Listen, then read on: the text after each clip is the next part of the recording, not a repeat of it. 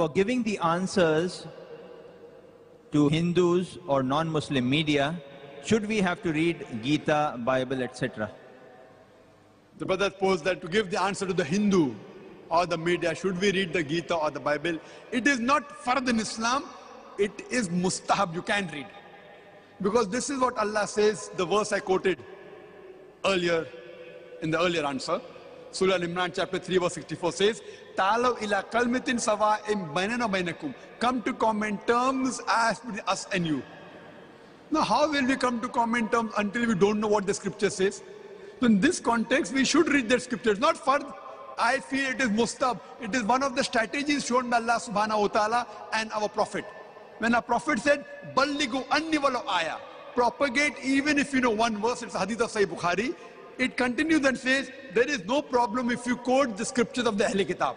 So quoting the scriptures of the other religion is one of the techniques shown by a Prophet and mentioned in the Quran. So if you can do this, it is the best. But you need not become Hafiz of the Bible, or Hafiz of the Veda, or Hafiz of the Gita.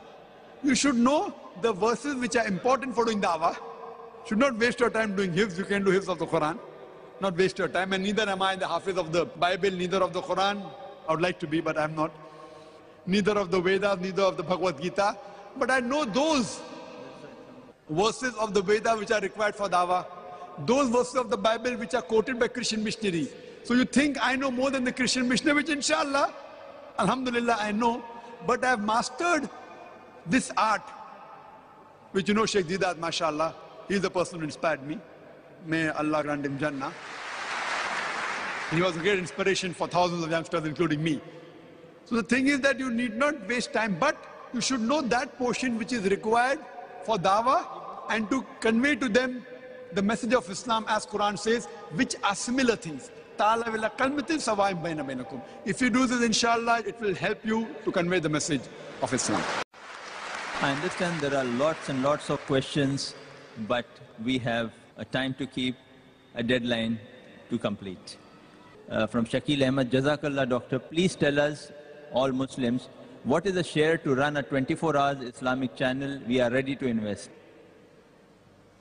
Brother asked the question, what is the rate? What is the share and what to invest? Time didn't permit me to speak about the God channel. As I told you about the God channel, I just told you in brief.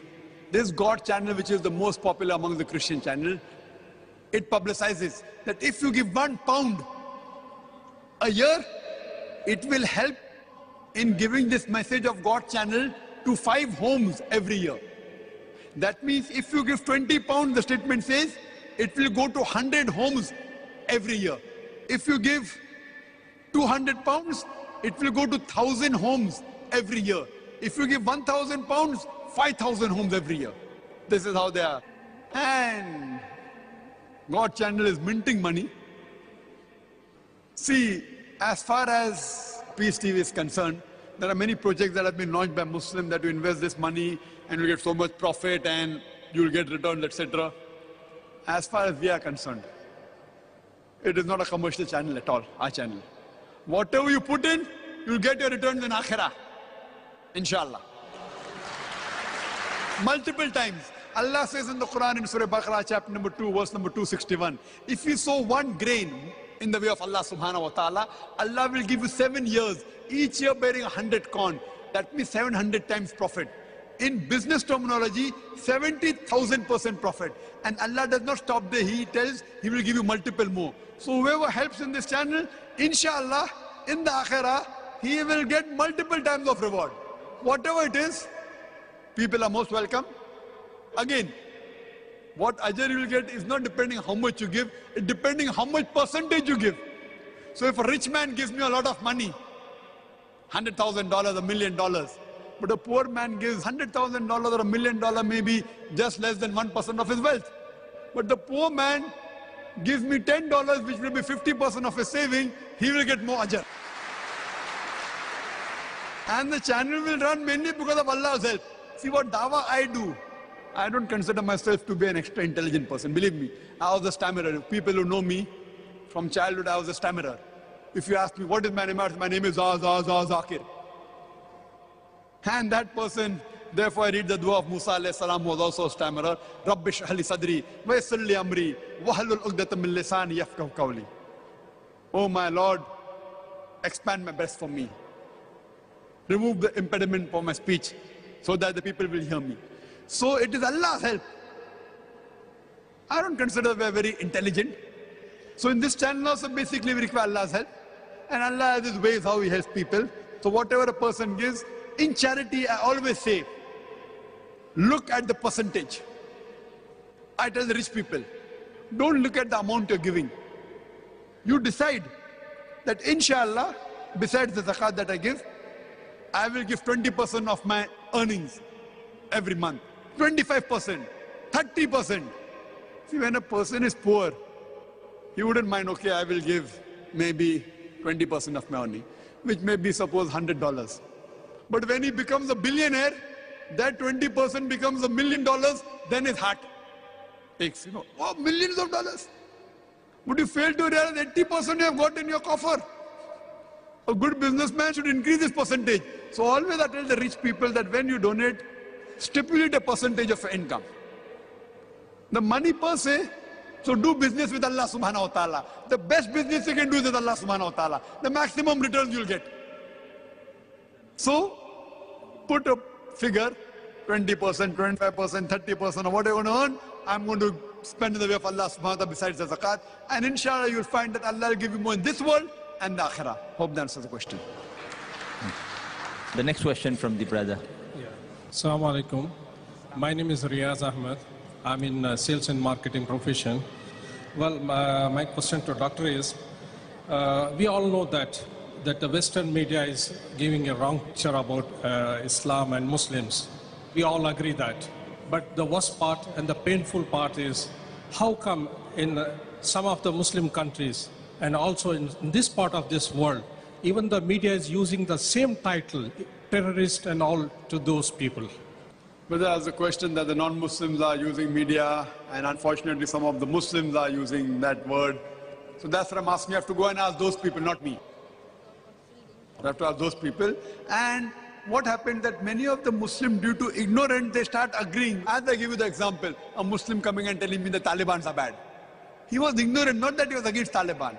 So many a time we get so convinced with the media, what we hear, what we see, we start believing in it.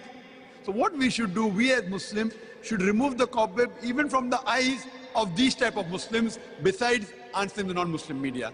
And inshallah, we should be logical, not just by saying we are right, we are right. We should prove logically that Islam is the religion of truth, is the religion of peace, and only way that there can be total peace in the world is no other way but by Islam. Allah says in the Quran in Surah Al-Imran, chapter number 3, verse number 19, Inna Dina Indallahi al-Islam. The only way of life accepted is Islam. That is peace acquired by submitting our will to Allah subhanahu wa ta'ala. The last question of the day from the lady. Bismillahirrahmanirrahim. I am Dr. Firdaus. My question is that we know from the ahadith that Rasulullah sallallahu alaihi wasallam told us about the fitnas or afflictions of Dajjal. And according to some of the ahadith, we are informed that Dajjal will reach every house. He will show you water which you cannot drink. And he will show you fire which will not burn you. Can we consider TV to be one of the afflictions of Dajjal? Sister asked the question that there are hadith talking about Dajjal, which are Sahih hadith. There are some scholars, including she has quoted that some of the scholars say that this television, Kanat Dajjal, one-eyed Dajjal, screen is only one eye, so this is the Dajjal. So can't we consider this as the Dajjal? There's no hadith saying TV is Dajjal, whether TV is or not. You know what we have to do? Our beloved Prophet Muhammad said that when you stand for Salah, don't leave any gap. Close in your gap. So that there's no place for the shaitan. Sahih Bukhari, volume number 1, Book of Adhan, chapter 75, hadith number 692. The same hadith is repeated in Sunan Abu Dawud, volume number 1, in the Book of Salah, chapter number 245, hadith number 666. That when you stand for Salah, stand shoulder to shoulder, close in your gaps, so that the Satan doesn't come. Even if you consider this as the Dajjal, you convert the Dajjal into a Muslim. Change this TV media into a true media and propagate it.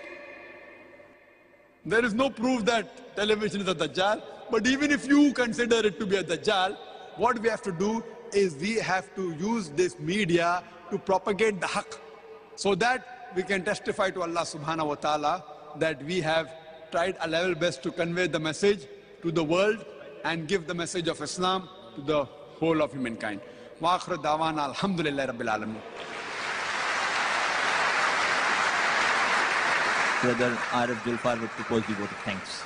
I have the pleasure to pass our thanks and appreciation to our dear honored guest, Dr. Zakir Naik. Jazakum Allah khair. May Allah subhanahu wa ta'ala bless all of us. Assalamu alaikum wa rahmatullahi ta'ala wa barakatuh.